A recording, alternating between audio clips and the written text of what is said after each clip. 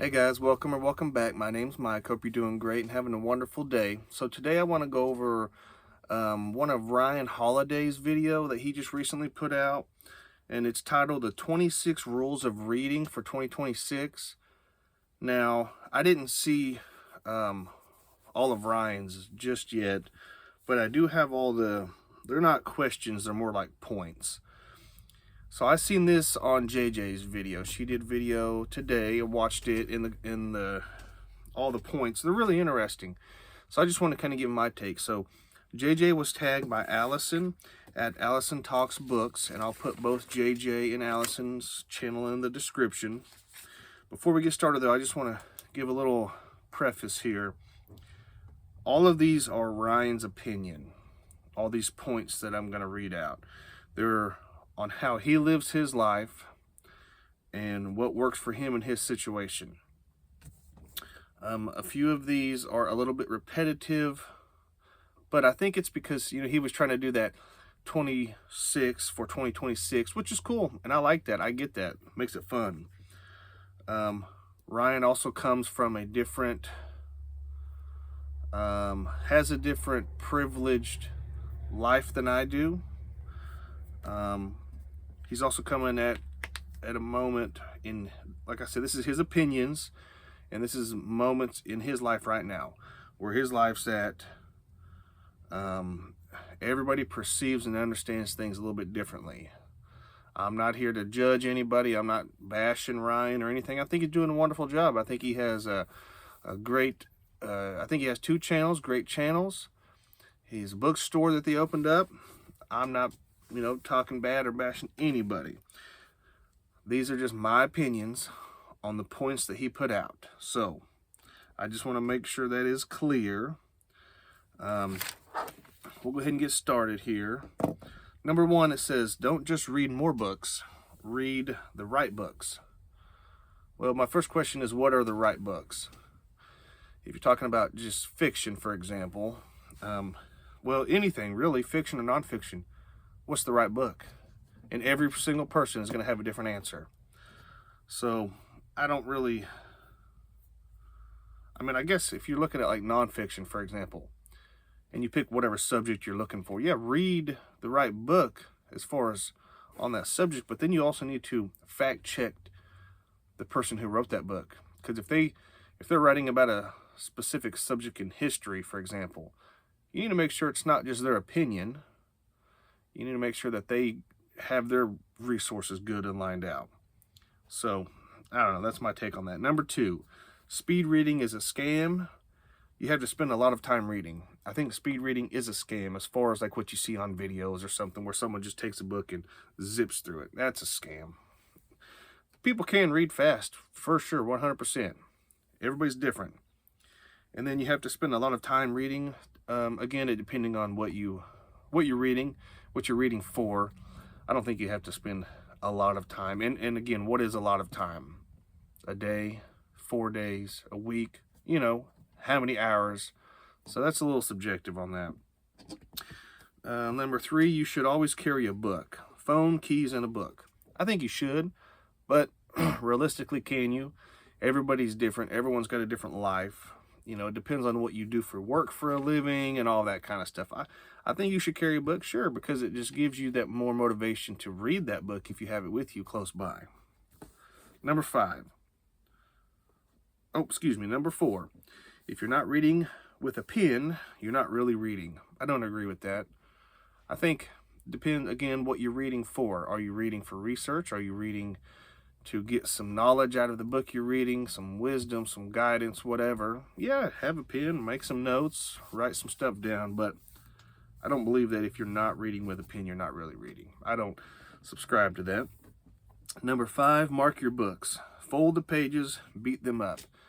I can't do that. It's your book. You bought it. You paid money for it. It's your money, your book. You do whatever you want with it. I don't care. I can't do that personally. I can market them a little bit, but I can't bend the pages and beat them up. I don't know. I can't do it. Let's see. Number six, forget the news. The best way to understand what's happening in the world is by reading books, usually old books. Yes and no. Forget the news? Yeah, forget the news. I rarely watch it anymore. And I know people's going to probably give me flack for that. Well, you're not informed. You're not up to date on what's going on. That's fine. You can have that opinion, and I'll have my opinion. But the news is really just full of a lot of negativity. And if you're a little older, like I am, you've seen the shift and the change in the news and what it has become versus what it used to be. And I don't need it. I don't need to fill my mind with that stuff. And the second part of that is understand books, understand what's happening in the world by reading books, use the old books. That is good. We need to know our past so we don't repeat it, that whole thing. But I don't know how you can understand what's happening right now today by reading old books. You can understand how we got here today by reading old books, but times change. Times are fluid. So, yeah. Next one is number 7. Don't just read books, reread them. Yeah, I would say that for sure, especially if you were reading it and you got something out of it. Reread it, 100%. I mean, do what you want to do, Number 8, don't be a book snob, read bestsellers. Yeah, I would say so, but again, it depends on your personality. I know some people on BookTube that they like specific eras of books, specific years of books, whether that's 1950s, 60s, whatever, and they just like that. Then do what makes you happy, I mean, I read I read all old, not old, but used books. I rarely buy new books, but I do occasionally buy new books, bestsellers. Sure, if they look good, yeah, read them. I mean, that's what you want to do. Number 9, never read without taking extracts. Again, depends on what you're reading and what you're reading for. If I'm reading fiction, I'm probably not going to take anything like notes or anything like that. But if I'm reading nonfiction or something like that, yeah, I'll make some notes and extract some stuff out of there. Number 10, if a book sucks, stop reading it. I used to say no on this. I used to force myself to read books that I thought sucked, I didn't like. But the older I get, the more you realize we've only got so much time, and there are millions of books that we all want to read out there. So yeah, if you're not enjoying it, stop reading it. Give it to someone else. Give it to the library, whatever. Get rid of it. Number 11, the rule for reading a book is 100 pages minus your age.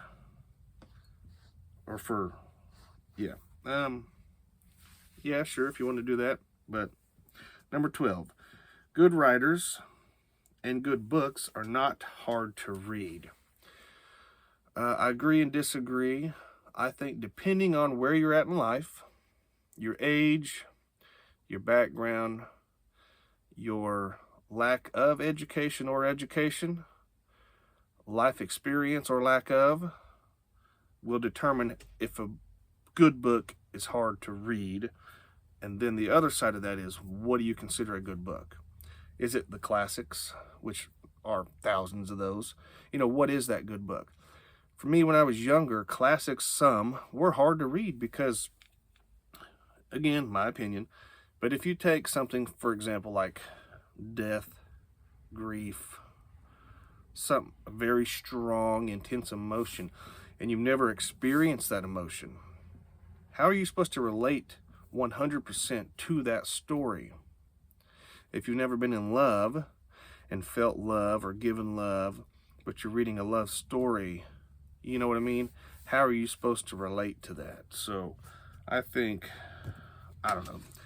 That's my answer. So number 13, ask people you admire for book recommendations. 100%, sure. But I would go even farther than that and say, not just people you admire, but everybody. This year I've met so many great people on BookTube, and I think I've asked every one of them about book recommendations. Or I've just gotten them from their videos, but for sure, ask people, everybody, ask them for book recommendations. 14, cool titles usually make a crappy book. I've never had that in my experience, so I don't really have an answer for that one. But number 15, look for wisdom, don't just memorize facts. Yeah, for sure. You want to get some stuff out of the books you read, but depends on what you read for. If all you read is history, nonfiction maybe, and all you're interested is in facts, then do you. Live your life, That's great for you. That's awesome. I am no one to judge anybody. We all got to do our own things. So, number 16, ask yourself, what do I plan to do with this information? Yeah, for sure. Again, depending on what you read. I mean, if I'm reading fiction, I'm probably not, I'll take examples out of the story and use them for sure. Learn from them, yeah, but number 17, in every book you read, try to find your next one in its footnotes. That's a good idea. I wouldn't say in every book I read, but yeah, for sure. If you're reading books, depending on the subject, and maybe the author suggests another book, or the character's talking and they're talking about some other book, I will write it down and look into it. Yeah, because I might, find a new book that I like. So yeah, for sure. Number 18, when you find an author you love, read all of their books. I've tried that. For me, I wouldn't suggest it, for me personally, because I've noticed that an author that I really like, that got me into reading, I've read almost every one of his books. So when he was in his 20s versus his 30s versus his 40s and so on, he's a human being. So he changes. His personality changes. What he likes changes. What he writes about changes a little bit. And you can definitely tell the mood shift in the, the personality shift in those years of reading. So you might not like all of it, and I didn't. So, that's your own choice. You do what you want on that one. 19, if you see a book you want, buy it. Don't worry about the price. Again, Ryan is different financial background than me, which, great for him. I'm not knocking him, but that's not realistic for everybody. Everyone's different. Everyone's in a different stage of life. Everyone's in a different stage financially and things like that, So I don't agree with that. Unless you have the money to do it, then do it. Great. Yes, I'm kind of both sides on this. On one hand, I'm like, money's just money. We're going to make it. We got to spend it type thing. But on the other side, you got to be an adult and you got stuff, bills, expenses, whatever, so that one's a personal, you do what you want to do, Number 20, don't judge a book by its cover, but also you kind of should. Personal, that's personal preference.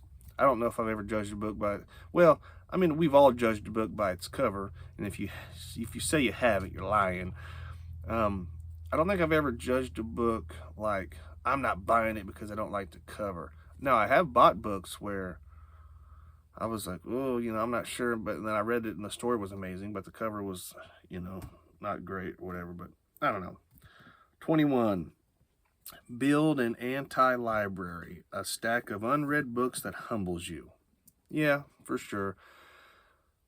I like to call it my retirement library. That's my justification in my head. I have loads of unread books because I want those books and I know I will read them eventually. And if I don't, and I'm, 100 years old and I pass away, someone else will enjoy those books. I know JJ mentioned she had quite a few unread. I do too, and I think we all do. If you love books and you're living that life and you're enjoying it, you're going to have loads of unread probably. So that's okay to have that. In my opinion, that's okay to have tons and tons of unread books. That's why you have them though, because you're going to read them eventually. 22, read books and writers you disagree with. Yeah, I would agree with that. I think it's good to have an open mind. There are loads of different cultures and societies and things like that. People have different backgrounds. You don't want to live in a box your whole life. You can, for sure. It's your life. Do what you want, but I think it's good to reach out and to get other people's perspectives and ideas, because maybe you have a perspective on something and you might be wrong and you don't know it because you never reached out to the other side and heard that perspective, so 23, don't be satisfied just getting the gist of things. Yeah, again, depends on what you read. With fiction, you might just have to get the gist and move on with the story and enjoy it. With nonfiction, yeah, maybe you want to dig into a little bit more, you know. 24. Prefaces and forewords are there for a reason. Don't skip them. Yeah, I think it's probably good to read them. Now, whether you read them before or after you read the story, you know, that might make a difference. But some of them, you know, the prefaces have a little bit of spoilers in them, and maybe you don't want to read that. So, you know, again, it's your choice, your book. Do what you want with it.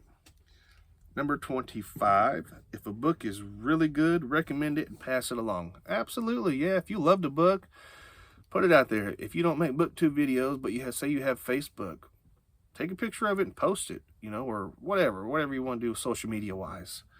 100%, because that might be a very underrated book out there in book land, and not a lot of people know about it, and you could spotlight that book and that author, you know. Last question, number 26.